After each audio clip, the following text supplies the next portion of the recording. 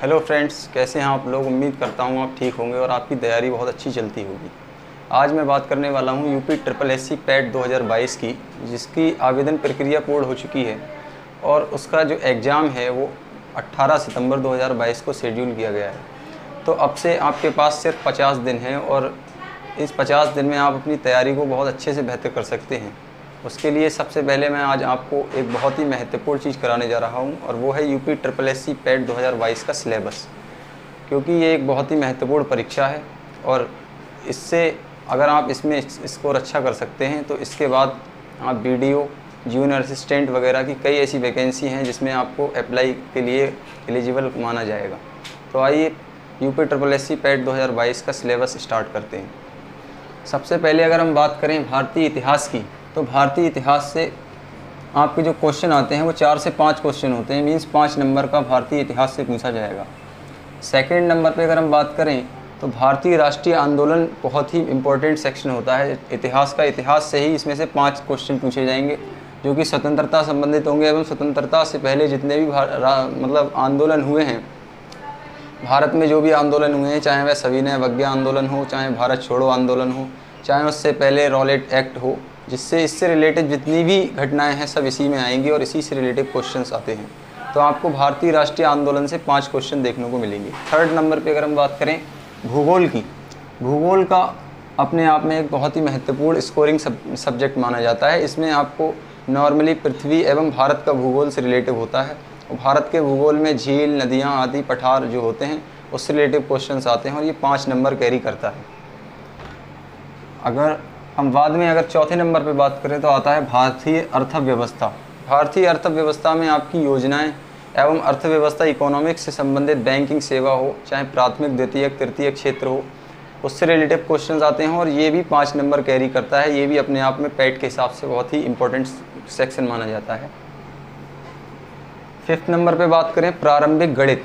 प्रारंभिक गणित का level UP triple SC PAT में इतना टफ नहीं पूछा जाता है। नॉर्मली बेसिक क्वेश्चन पूछे जाते हैं और उसमें कुछ चैप्टर्स होते हैं जैसे परसेंटेज है, भिन्न है, वर्ग एवं घन है और लाभ हानि है। इस तरीके के जो चैप्टर्स हैं वो रिक्वायर किए जाते हैं और ये भी 5 नंबर कैरी करता है।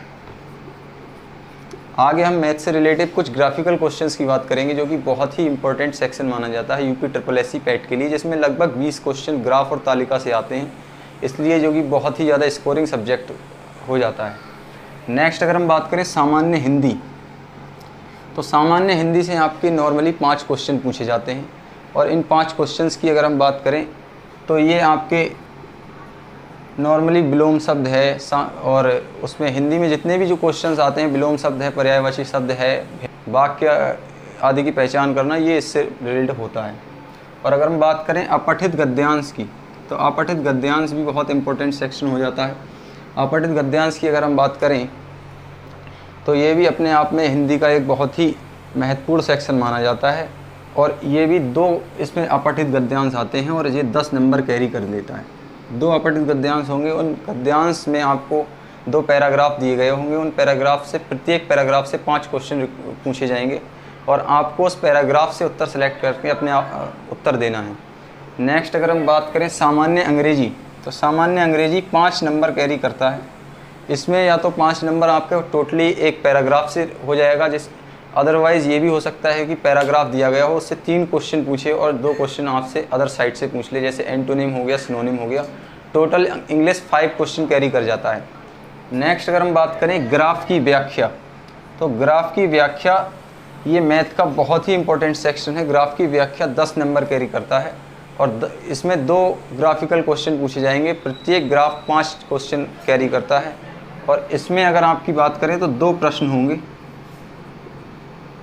और प्रत्येक प्रश्न 5 नंबर का होगा, अर्थात यहाँ पे पूरा 10 नंबर का कंप्लीट हो जाएगा। इसी तरीके से हम तालिका की अगर बात करें तो तालिका में भी पूरा यही प्रोसेस रहता है, जिसमें 2 प्रश्न होंगे और प्रत्येक प्रश्न 5 नंबर कैरी करेगा और टोटल आपके 10 नंबर हो जाएंगे। तो ये यूपी ट्रिपल एससी पैट के द्वारा जो एग्ज़ाम है उसमें जो ग्राफिकल पोर्शन होता है वो बहुत ही ज़्यादा इजी बना देता है आपके रिज़ल्ट और आपके एग्ज़ाम को, और आप एक बेटर स्कोर अचीव कर सकते हैं। बशर्ते आपको कि ग्राफिकल क्वेश्चंस और तालिका वाले हैं उस पर अधिक फोकस करना पड़ेगा। अगर हम बात करें भारतीय संविधान एवं प्रशासन की, तो भारतीय संविधान एवं प्रशासन अर्थात पॉलिटी जो है, ये भी एक बहुत ही इंपॉर्टेंट सेक्शन है और इसमें आपको ज़्यादा हार्डवर्क करने की ज़रूरत नहीं होती है। नॉर्मली लोकसभा, राज्यसभा, राष्ट्रपति, प्रधानमंत्री, कैबिनेट और भारत के महत्वपूर्ण जो पदाधिकारी हैं उनसे संबंधित क्वेश्चंस जो हैं आते हैं, 1-2 आर्टिकल पूछ लिए जाते हैं। अगर अपकमिंग टाइम में मैं आपको उसकी भी वीडियोस अवेलेबल करा दूंगा। तो इससे ये भी 5 क्वेश्चन आपका कैरी करता है। अगर तर्क एवं शक्ति यानी रीजनिंग की बात करें तो रीजनिंग भी 5 नंबर कैरी करता है इस एग्ज़ाम में और रीजनिंग का लेवल बहुत ही ईजी रहने वाला है। एक्चुअली मैं आपको बताऊं, क्योंकि मैंने 2021 में जो एग्ज़ाम फेस किया था उसमें काफ़ी ईजी लेवल था और आप आराम से क्वालिफाई कर देंगे। ये भी 5 नंबर कैरी करता है। सामान्य जागरूकता यानी जनरल अवेयरनेस की अगर हम बात करें तो जनरल अवेयरनेस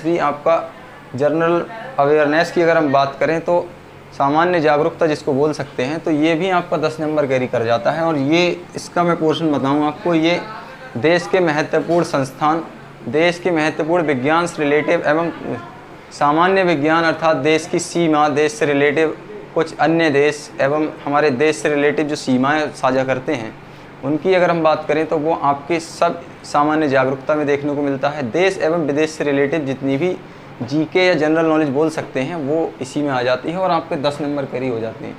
सामान्य विज्ञान की अगर हम बात करें तो सामान्य विज्ञान भी 5 से 6 क्वेश्चन आपको देखने को मिलेंगे और इसमें भौतिक विज्ञान, रासायनिक विज्ञान एवं जीव विज्ञान का पोर्शन देखने को मिलता है और ये भी आपका 5 नंबर कैरी कर जाता है।